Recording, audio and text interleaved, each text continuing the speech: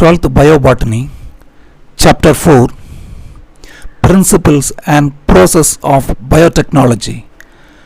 In this part, we are going to discuss about single cell protein and genetic engineering.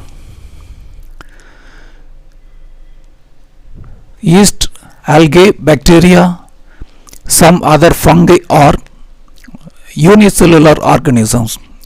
They are rich with protein, so the dried cells of these organisms are used as protein food called as single cell protein.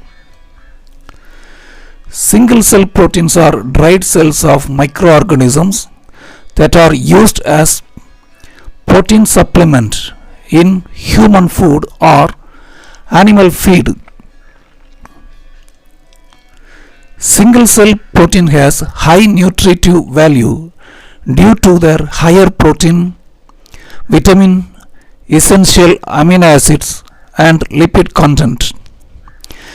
The single cell protein has essential amino acids. Essential amino acids cannot be produced by our body. They have to be taken through the food. And lipid, good lipids, the lipids which are good for heart are found in single cell protein, and vitamins. So single cell protein has high nutritive value. Single cell protein is solution to protein deficiency faced by the entire humanity. All over the world, people have protein deficiency. So the single cell protein can be a solution to protein deficiency. This is a traditional protein source, vegetarian source and non-vegetarian source, eggs, fish, milk and various kinds of vegetarian protein sources. Can single cell protein be used as substitute for the traditional protein sources? Here is a question. There are doubts on whether single cell protein could replace conventional protein sources. These are all conventional protein sources, non-vegetarian and vegetarian protein sources. Single cell protein can replace the conventional sources. This is a doubt because high nucleic acid content and slower digestibility. The high nucleic acid content is not suitable for people who have some diseases, and people who have digestion problem cannot use single cell protein as a food source. Now let us see the microorganisms used for the production of single cell protein. Bacteria like Methylophilus, Methylophobus, Cellulomonas, algaligens are used. Fungi, Agaricus campestris, Saccharomyces cerevisiae, Candida utili, algae, Spirulina, Chlorella, Chlamydomonas. So these are the various kinds of bacteria, fungi, algae used in the production of single cell protein. Single cell protein is used by the astronauts and Antarctica expedition scientists. Astronauts cannot carry the traditional food, but they need nutrients like vitamins, minerals, protein, etc. The single cell proteins form an important source of food because of their protein content, carbohydrates, fats, vitamins and minerals. These fats are good fats, good for the health. This is spirulina powdered spirulina. It is packed in capsules or tablets form. These are used as protein supplement to prevent protein deficiency. Spirulina is used as used. Spirulina can be grown easily on materials like wastewater from potato processing plants containing starch, straw, molasses, animal manure, and even sewage. Such utilization also reduces environmental pollution. Spirulina is used as vitamin supplement or protein supplement. In addition to that, it is used to reduce environmental pollution because it can be grown in animal manure and even in sewage. This is a bacterial cell, it can grow faster. This is Methylophilus methylotrophus, has high rate of biomass production and growth. It grows faster. This bacteria grows faster, so it can involve in high rate of biomass production. 250 grams of Methylophilus methylotrophus can expected to produce 25 tons of proteins. Now let us see the application of single cell proteins in various areas. It is used as protein supplement. In market there are different names of protein supplements, but a single cell protein can also be used as protein supplement. That is, a protein supplement is something that can be used to prevent protein deficiency. It is used in cosmetics products for healthy hair and skin. It is used in poultry as an excellent source of protein and other nutrients. It is widely used for feeding cattle, birds, fishes, etc. We have completed the first three applications. First one, protein supplement. Second one, used in cosmetic products. Third one, animal food. Now let's see the fourth use. It is used in food industry as aroma carriers, vitamin carrier, emulsifying agent to improve the nutritive value of baked products, in soups, in ready to serve meals, in diet recipes. It is used as aroma carrier. It adds flavor to the food. It adds vitamin to the food.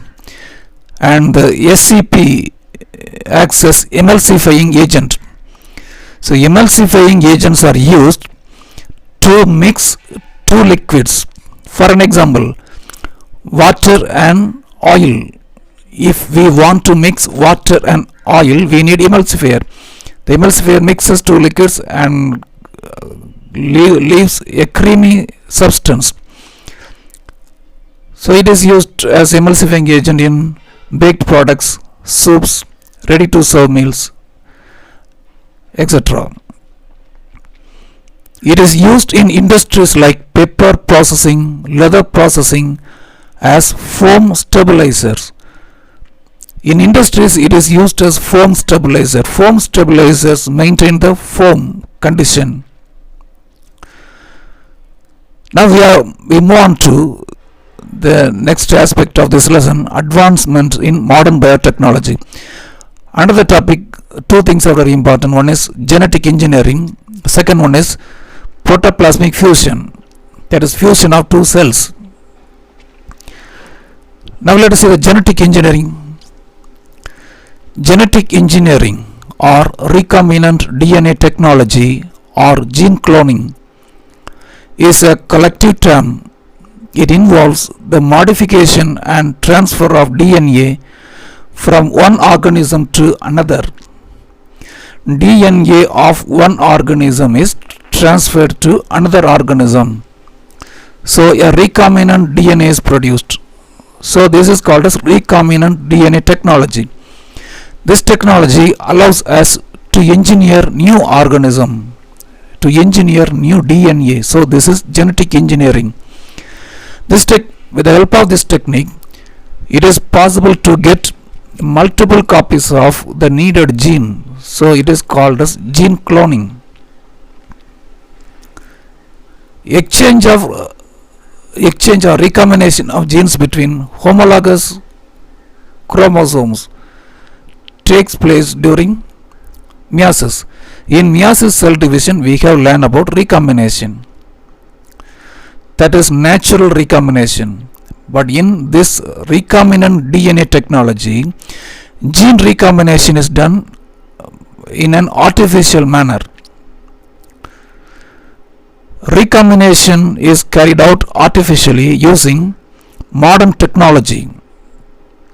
It is called recombinant DNA technology or rDNA technology. So artificially a gene is added to the DNA to get recombinant DNA. This technique allows us to use or to design a DNA according to our need. So it is called as gene manipulation technique. It is called a gene manipulation technique because we can design or we can manipulate the gene according to our need. What is done in recombinant DNA technology or genetic engineering? DNA of one organism is transferred into the DNA of another organism through a carrier or vector. This is plasmid found in bacterial cells. Bacterial cells have the genetic DNA or chromosomal DNA and additional DNA. The additional DNAs are plasmids. The plasmids are called as vectors. They carry DNA from one organism to another organism. The DNA is combined with the plasmid. Now it is called as recombinant DNA. This recombinant DNA is transferred into another organism. This is an outline procedure. This technique involves the transfer of DNA coding for a specific gene from one organism into another organism using specific agents like vectors or using instruments like electroporation, gene gun, liposome, chemical mediated transfer and microinjection. If vectors are not used, if plasmids are not used, some other techniques are used. We will learn about these techniques in the later part of the lesson. Now let us see the vector mediated gene transfer in genetic engineering. This is a cell. This cell has gene of interest. What is gene of interest? Gene of known function. If we know the function of particular gene, that is called as gene of interest. It is isolated from the cell. The gene of interest is isolated. The total DNA is isolated. The DNA has gene of interest. This gene of interest is cut and removed. This is a first step in genetic engineering. This is gene of interest. It is removed from the total DNA. Isolation of DNA fragment containing a gene of interest that needs to be cloned. This is called as an insert. This gene of interest is called as insert because it will be inserted into another organism. Isolation of insert is the first step. This is bacterial cell. The bacterial cell has vector, a carrier. It is a plasmid DNA. The plasmid is taken out of the bacterial cell. The plasmid can replicate. What is replication? Making one more copy independently. The plasmid can replicate independently. So the gene of interest or insert DNA is combined with plasmid. The insert DNA is combined with plasmid to get rDNA, recombinant DNA. When the plasmid makes one more copy, the recombinant DNA is also copied. This is a second step. Generation of recombinant DNA molecule by insertion of the DNA fragment into a carrier molecule called as vector. that can self-replicate within the host cell. This vector or plasmid DNA can replicate into the within the host cell. Host cell is another bacterial cell. So next step is transfer of this rDNA into the host cell. Third step as given in your book. This is host cell, a bacterial cell. This is rDNA, a carrier containing gene of interest or insert DNA. It is transferred into the host cell. Now the resulting cell is recombinant cell, a genetically modified cell that has rDNA. It is a bacterial cell, a host cell containing rDNA. It is genetically modified cell. And the recombinant cells, the genetically modified cells are recombinant cells. So many cells are used, many host cells, many vectors are used. So all the recombinant cells are allowed to multiplicate. The bacterial cells divide by binary fission, 2, 4, 8, the division is going on. So multiple copies of recombinant cells are produced. From the recombinant cells, the recombinant DNA fragments can be separated, or the protein product of the inserted gene can be obtained. The DNA fragments of the gene of interest can be collected. Multiple copies of gene of interest can be collected from the recombinant cells. That is called gene cloning or molecular cloning. Or we can get the protein product of the gene from the group of recombinant cells. The entire process thus generates either a large amount of rDNA or large amount of protein expressed by the insert. Insert is the DNA called as gene of interest. Its function is known to us. Large amount of rDNA is obtained at the end, or large amount of protein product of the gene is obtained. If the vector is not used, some other techniques are used to get multiple copies of DNA. Before that, let us see the outline diagram given in the textbook. This is a cell. From the cell, gene of interest is isolated and plasmid is taken out. The plasmid DNA is combined with gene of interest to get rDNA.